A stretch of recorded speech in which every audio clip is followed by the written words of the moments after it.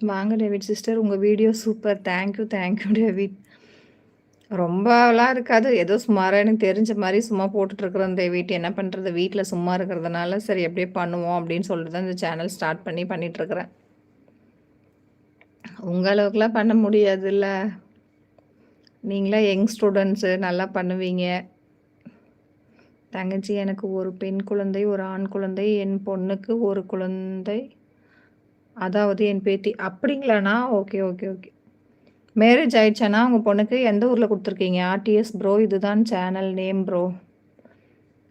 David பில்லா அப்படின்ற. ஐய்யய்யோ! Sister அப்படின்றாங்க. ஆமா டேவிட்.